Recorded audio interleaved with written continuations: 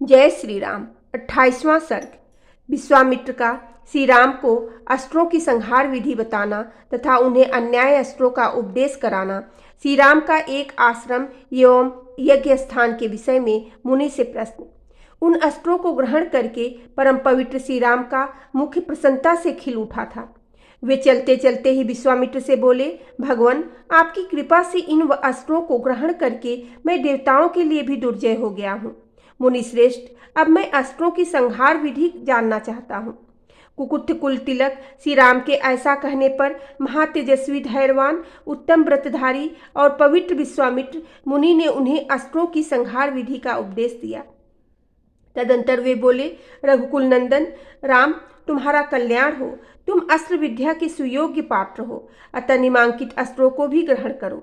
सत्यवान, सत्यकृति, दृढ़, रभस, प्रतिहारतर, प्रांगमुख, अवांगमुख, लच, अलच, दृढ़ नाभ, सुनाभ, दत्साच, सतवक्र, दस शीघ्र, सतोदर, पद्मनाभ, महानाभ, दुभनाभ, स्वनाभ, ज्योतिष, शकुन, नैराश्य, विमल, दैत्यनाशक, योगंधर और विनद्र, सूचिबाहु, महाबाहु, निष्कली, वीरूच, साचिमाली, घृतिमाली, वृत्तिमान, रुचिर, पितृ, सौमनस, विधुत, मकर, परवीर, रथ, धन, धान, कामरूप, कामरूपी, मोह, आवरण, श्री, जृंभक, श्री सर्पनाथ, पंथान और वरुण, ये सभी प्रजापति कृशास्य के पुत्र हैं।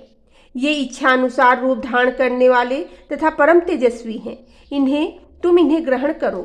तब बहुत अच्छा कहकर श्री रामचंद्र जी ने प्रसन्न मन से उन अस्त्रों को ग्रहण किया। उन मूर्तिमान अस्त्रों के शरीर दिव्य तेज से उद्भासित हो रहे थे। वे अस्त्र जगत को सुख देने वाले थे। उनमें से कितने ही अंगारों के समान तेजस्वी थे, कितने ही धूम के समान काले प्रतीत होते थे तथा कुछ अस्त्र सूर्य और चंद्रमा के समान प्रकाशवान थे। वे सबके सब हाथ जोड़कर श्री राम के समक्ष खड़े हुए। उन्होंने अंजलि बांधे मधुर वाणी में श्री राम से इस प्रकार कहा, पुरुष सिंह, हम लोग आपके दास हैं, आज्ञा कीजिए, हम आपकी क्या सेवा करें। तब रघुकुल नंदन श्री राम ने उनसे कहा, इस समय तो आप लोग अपने अभीष्ट स्थान को जाएं, परंतु आवश्यकता के समय मेरे मन में स्थित होकर सदा मेरी सहायता करते रहें। तत्पश्चात वे श्री राम की परिक्रमा करके उनसे विदा ले उनकी आज्ञा के अनुसार कार्य करने की प्रतिज्ञा करके जैसे आए थे वैसे चले गए। इस प्रकार उन अस्त्रों का ज्ञान प्राप्त करके श्री रघुनाथ जी ने चलते चलते ही महामुनि विश्वामित्र से मधुर वाणी में पूछा, भगवान, सामने वाले पर्वत के पास ही जो यह मेघों की घटा के समान सघन वृक्षों से भरा स्थान दिखाई देता है, क्या है? उसके विषय में जानने के लिए मेरे मन में बड़ी उत्कंठा हो रही है। यह दर्शनीय स्थान मृगों के झुंड से भरा हुआ होने के कारण अत्यंत मनोहर प्रतीत होता है। नाना प्रकार के पक्षी अपनी मधुर शब्दावली से इस स्थान की शोभा बढ़ाते हैं।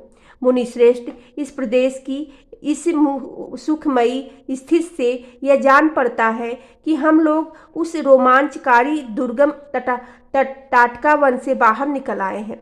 भगवान, मुझे सब कुछ बताइए, यह किसका आश्रम है? भगवान महामुने, जहाँ आपकी यज्ञ की क्रिया हो रही है, जहाँ वे पापी, दुराचारी, ब्रह्म हत्यारे, दुरात्मा राक्षस आपके यज्ञ में विघ्न डालने के लिए आया करते हैं और जहाँ मुझे यज्ञ की रक्षा तथा राक्षसों के वध का कार्य करना है, उस आपके आश्रम का कौन सा देश है?